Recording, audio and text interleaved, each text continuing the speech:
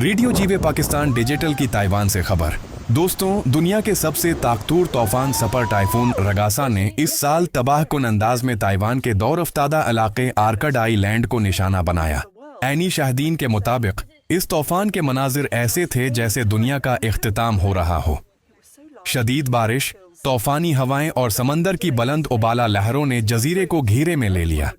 घरों की छतें उड़ गईं, दरख्त जड़ों समेत खड़ गए और बिजली का निजाम मुकम्मल तौर पर दरहम बरहम हो गया। ये तूफान उस साल का दुनिया का सबसे ताकतूर समंदरी तूफान करार दिया जा रहा है, जिसने जजीरे की जिंदगी को मफलूज करके रख दिया है।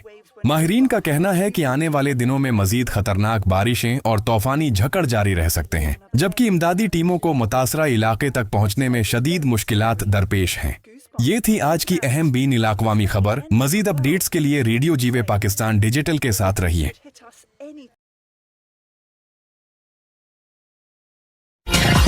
आपकी और हमारी पहचान FM जीवे पाकिस्तान।